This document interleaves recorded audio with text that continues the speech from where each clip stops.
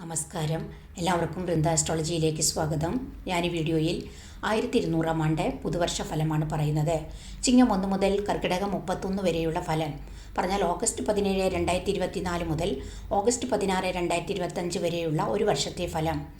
മേടം മുതൽ മിഥുനം വരെയുള്ള രാശിക്കാരുടെ ഫലമാണ് ഈ വീഡിയോയിൽ പറയുന്നത്.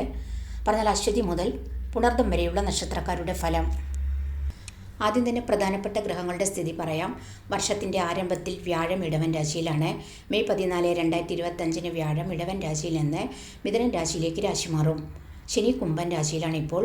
മാർച്ച് 29, 2025 കുംഭൻ രാശിയിൽ നിന്ന് മീനൻ രാശിയിലേക്ക് ശനി രാശി മാറും. രാഹു മീനൻ രാശിയിലാണ് ഇപ്പോൾ ഉള്ളത്. മെയ് 18, 2025 രാഹു മീനൻ രാശിയിൽ നിന്ന് വക്രഗതിയിൽ കുംഭൻ രാശിയിൽ പ്രവേശിക്കും. അതുപോലെ കേതു കന്യരാശിയിലാണ് ഇപ്പോൾ ഉള്ളത്. മെയ് 18, 2025 കേതു കന്യരാശിയിൽ നിന്ന് വക്രഗതിയിൽ ചിങ്ങൻ രാശിയിലേക്ക് രാശി മാറും. വർഷാരംഭത്തിൽ സൂര്യൻ ചിങ്ങൻ രാശിയിലാണുള്ളത്. എല്ലാ മാസവും സൂര്യൻ രാശി മാറിക്കൊണ്ടിരിക്കും. മറ്റെല്ലാ ഗ്രഹങ്ങളും ഒരു മാസം അല്ലെങ്കിൽ 1.5 മാസത്തിൽ രാശി മാറിക്കൊണ്ടിരിക്കും. മേടൻ രാശി അശ്വതി ഭരണി കാർത്തികയുടെ ആദ്യത്തെ 15 നാഴിക. വർഷാരംഭത്തിൽ വ്യാഴം നിങ്ങളുടെ 2ാം ഭാവത്തിലും പറഞ്ഞാൽ ധനഭാവത്തിലാണ്. ശനി ലാഭസ്ഥാനത്താണ്. കേതു 6ാം ഭാവത്തിലും രാഹു 12ലുമാണ്. നിങ്ങളുടെ രാശിയാധിപൻ ചൊവ്വയാണ്. അത് നിങ്ങൾക്ക് ആത്മധൈര്യത്തോടെയും ഉത്സാഹത്തോടെയും വർഷം മുഴുവനും മുന്നേറാൻ നിങ്ങൾക്ക് സാധിക്കും. അതുകൊണ്ട് തന്നെ പുതുവർഷം നിങ്ങൾക്ക് കൂടുതൽ നേട്ടങ്ങളും സാമ്പത്തിക അഭിവൃദ്ധിയും ഭാഗ്യവർദ്ധനവും കിട്ടുന്ന ഒരു വർഷമായിരിക്കും. തൊഴിൽ പുരോഗതി ഉണ്ടാകും. കുടുംബത്ത് ഐശ്വര്യം നിലനിൽക്കും. ദീർഘായുസ് വർദ്ധിക്കും. ഗവൺമെൻറ്റിൽ നിന്ന് ആനുകൂല്യം കിട്ടാനൊക്കെ നല്ലതാണ്. ഗവൺമെൻറ് മേഖലയിൽ ജോലി കിട്ടാൻ അതുപോലെ തന്നെ നിങ്ങൾക്ക് നല്ലതാണ്. ഷെയർ മാർക്കറ്റിൽ നിന്ന് ലോട്ടറി, ചിട്ടി, പെൻഷനൊക്കെ കിട്ടാൻ അനുകൂലമാണ്. കടബാധ്യതകളൊക്കെ കുറഞ്ഞു കിട്ടും. അതുപോലെ പണയപ്പെടുത്തിയ വസ്തുക്കളൊക്കെ തിരിച്ചെടുക്കാൻ നിങ്ങൾക്ക് സാധിക്കും. കൃഷി, പക്ഷി, മൃഗപരിപാലനത്തിലൂടെയൊക്കെ ലാഭം കിട്ടും. കുടുംബ സ്വത്ത് ഒക്കെ കിട്ടാൻ നല്ലതാണ്. വസ്ത്രം, ആഭരണം ഒക്കെ വന്നു ചേരും. അതിനുള്ള ഭാഗ്യമുണ്ടാകും. അതുപോലെ ജോലി സ്ഥലത്തെ മേലുദ്യോഗസ്ഥരുടെ മറ്റുള്ളവരുടെയൊക്കെ പിന്തുണ കിട്ടും. ജോലിയിൽ പ്രമോഷൻ, ശമ്പളം കിട്ടാനൊക്കെ അനുകൂലമാണ്. കലാ, സാഹിത്യ, അതിരാഷ്ട്രീയ, മാധ്യമരംഗത്തൊക്കെ നേട്ടങ്ങൾ കൈവരിക്കാൻ പറ്റും. വീട് വയ്ക്കാൻ, വീട് മോടി പിടിപ്പിക്കാൻ, വാഹനങ്ങൾക്ക് വേണ്ടിയൊക്കെ ചിലവ് വരും. അതുപോലെ ഇലക്ട്രോണിക് സാധനങ്ങൾക്ക്, വീട്ടാവശ്യങ്ങൾക്ക് വേണ്ടിയൊക്കെ ചിലവ് വരും. കേസ് വഴക്കുകളിൽ വിജയിക്കാൻ സാധിക്കും. മാർച്ച് 29 ശേഷം ശനി നിങ്ങളുടെ 12ാം ഭാവത്തിലേക്ക് രാശി മാറുന്നുണ്ട്. അതുപോലെ മെയ് 14 വ്യാഴം 3ാം ഭാവത്തിലേക്കും രാശി മാറുന്നുണ്ട്. അതുകൊണ്ട് വർഷാവസാനം നിങ്ങൾക്ക് കൂടുതൽ ഗുണഫലവും കുറച്ച് സമ്മിശ്ര ഫലത്തോടു കൂടിയ ശനിയുടെ ഫലമാണ് കിട്ടുക. അപ്പോൾ വരുമാനവും ലാഭവും ഉണ്ടെങ്കിലും ശുഭകാര്യങ്ങൾക്ക് വേണ്ടി ഒക്കെ ചിലവ് വർദ്ധിക്കും. നിങ്ങൾ സർപ്പങ്ങൾക്ക് നൂറുംപാലും വഴിപാട് നടത്തുന്നത്, അതുപോലെ ഏപ്രിൽ മുതൽ നിങ്ങൾ ശനിപ്രീതി വരുത്തുന്നത്, ശനിയാഴ്ചകളിൽ മതാചാരപ്രകാരം പ്രാർത്ഥിക്കുന്നത്, പാവപ്പെട്ടവരെ സഹായിക്കുന്നത്, ശാസ്താ ക്ഷേത്രത്തിൽ നീരാഞ്ജനം വഴിപാട് നടത്തുന്നതൊക്കെ നിങ്ങൾക്ക് കൂടുതൽ ഭാഗ്യവും ലാഭവും വർദ്ധിക്കും. പുതുവർഷം നിങ്ങൾക്ക് എല്ലാവിധ ഐശ്വര്യവും നിറഞ്ഞതാവാൻ പ്രാർത്ഥിക്കുന്നു. ഇടവൻ രാശി കാർത്തിക അവസാനത്തെ 45 നാഴിക. രോഹിണി മകരമര. ജന്മരാശിയിൽ വ്യാഴവും ശനി 10ാം ഭാവത്തിലും രാഹു 11ലും കേതു 5ലുമാണ് വർഷത്തിൻ്റെ തുടക്കത്തിൽ. പിന്നെ നിങ്ങളുടെ രാശിയാധിപൻ ശുക്രനാണ്. അതുകൊണ്ട് തന്നെ നിങ്ങൾക്ക് പുതുവർഷം എല്ലാവിധ സമൃദ്ധിയും ഉണ്ടാകും. മാർച്ച് 29 ശേഷം ശനി ലാഭസ്ഥാനത്തേക്കും മെയ് 14 ശേഷം വ്യാഴം ധനഭാവത്തിലേക്കും രാശി മാറുന്നുണ്ട്. അത് നിങ്ങൾക്ക് കൂടുതൽ സൗഭാഗ്യവും നേട്ടങ്ങളും ധനലാഭവും ഉണ്ടാക്കും. പേര്, പ്രശസ്തി വർദ്ധിക്കും. അവാർഡുകൾ, സമ്മാനങ്ങളൊക്കെ കിട്ടാൻ നല്ലതാണ്. വിവാഹ ഭാഗ്യം, അതുപോലെ പ്രണയിക്കുന്നവർക്ക് പ്രേമവിവാഹം നടക്കാൻ, ദാമ്പത്യം നിങ്ങളുടെ നല്ലതാകും. ജോലി ഇല്ലാത്ത ആളുകൾക്ക് പുതിയ ജോലിക്കുള്ള അവസരങ്ങൾ കിട്ടും. അതുപോലെ പുതിയ ജോലി കിട്ടാനൊക്കെ നല്ലതാണ്. സുഹൃത്തുക്കളുടെ മറ്റെല്ലാവരുടെയും സഹായം കിട്ടും. ചെറിയ ആരോഗ്യ പ്രശ്നങ്ങൾ നിലനിൽക്കും. അതുകൊണ്ട് തന്നെ ആരോഗ്യ കാര്യത്തിൽ, ഭക്ഷണ കാര്യത്തിലൊക്കെ നല്ല ശ്രദ്ധ വേണം. യോഗ, മെഡിറ്റേഷനൊക്കെ ചെയ്യുന്നത് നിങ്ങൾക്ക് നല്ലതാണ്. യാത്രകൾ വർദ്ധിക്കും. അതുപോലെ മുടങ്ങി കിടക്കുന്ന വീട് പണിയൊക്കെ മുഴുവനാക്കാൻ നിങ്ങൾക്ക് സാധിക്കും. വീട് മോടി പിടിപ്പിക്കാൻ ഒക്കെ സാധിക്കും.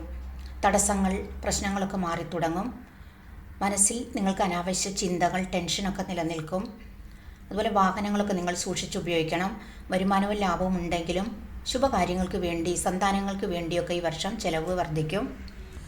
കുടുംബത്ത് ശുഭകാര്യങ്ങളൊക്കെ നടക്കും. ബിസിനസ് വിപുലീകരിക്കാൻ, അതുപോലെ പുതിയത് തുടങ്ങാൻ ആഗ്രഹിക്കുന്നവർക്കൊക്കെ അവർക്ക് അനുകൂലമായ സമയമാണ്. പൊതുപ്രവർത്തന രംഗത്ത്, രാഷ്ട്രീയത്തിൽ, കലാമേഖലയിലൊക്കെ നേട്ടങ്ങൾ ഉണ്ടാക്കാൻ സാധിക്കും. വാഹനം, വസ്ത്രം, ആഭരണം, ഇലക്ട്രോണിക് സാധനങ്ങൾക്ക്, വീട്ടാവശ്യങ്ങൾക്ക് വേണ്ടിയൊക്കെ ചിലവ് വർദ്ധിക്കും. തൊഴിൽ പുരോഗതി നേടാൻ സാധിക്കും. നിങ്ങളുടെ പെരുമാറ്റം എല്ലാവരും ഇഷ്ടപ്പെടുന്ന വിധത്തിലാകും. അതുപോലെ ശത്രുക്കൾ മാറിക്കിട്ടും. വർഷാവസാനം തൊട്ട് നിങ്ങൾക്ക് കൂടുതൽ നല്ലതാകും. പ്രമോഷൻ കിട്ടാൻ, അതുപോലെ ഒന്നിൽ കൂടുതൽ ധനവരുമാനം ഉണ്ടാക്കാൻ പറ്റും. സാമ്പത്തിക പുരോഗതി ഉണ്ടാകും. ജോലിയിലും ബിസിനസ്സിലും അതുപോലെ മറ്റു മേഖലയിൽ ജോലി ചെയ്യുന്ന ആളുകൾക്കൊക്കെ നല്ലതാണ്. വ്യാഴാഴ്ചകളിൽ നിങ്ങൾ മതാചാരപ്രകാരം പ്രാർത്ഥിക്കുന്നത്, അതുപോലെ വിഷ്ണു ക്ഷേത്രത്തിൽ അർച്ചന നടത്തുന്നത്, ശനിപ്രീതി വരുത്തുന്നതൊക്കെ നിങ്ങൾക്ക് ഭാഗ്യവും ലാഭവും വർദ്ധിക്കും.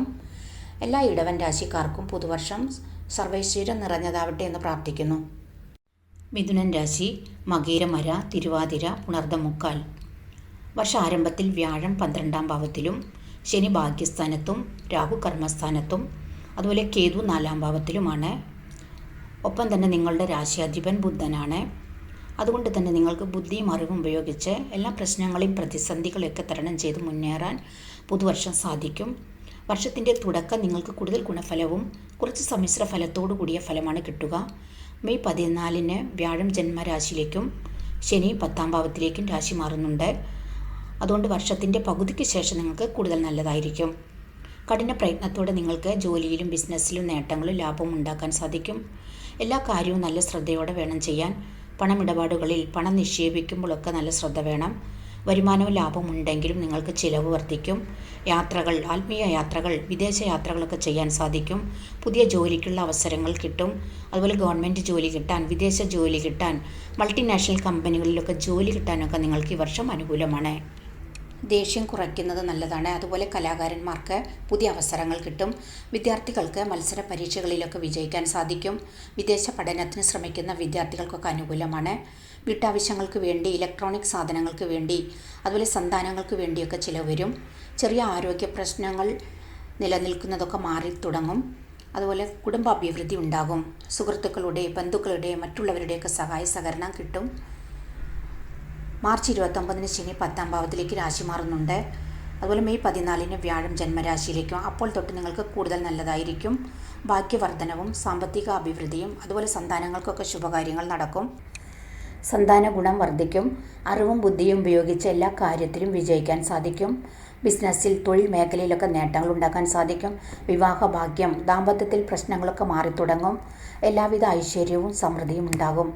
നിങ്ങൾ വ്യാഴാഴ്ചകളിൽ നിങ്ങളുടെ മതാചാരപ്രകാരം പ്രാർത്ഥിക്കുന്നത്, മഹാവിഷ്ണു പ്രീതി വരുത്തുന്നത്, അതുപോലെ ശ്രീകൃഷ്ണ ക്ഷേത്ര ദർശനം നടത്തുന്നതൊക്കെ നിങ്ങൾക്ക് ഭാഗ്യവും ലാഭവും വർദ്ധിക്കും. എല്ലാ മിഥുനൻ രാശിക്കാർക്കും പുതുവർഷം സർവൈശ്വര്യം നിറഞ്ഞതാവട്ടെ എന്ന് പ്രാർത്ഥിക്കുന്നു. വീഡിയോ ഇഷ്ടപ്പെട്ടാൽ നിങ്ങൾ സബ്സ്ക്രൈബ് ചെയ്യാനും ലൈക്ക് ചെയ്യാനും ഷെയർ ചെയ്യാനും മറക്കരുത്. താങ്ക്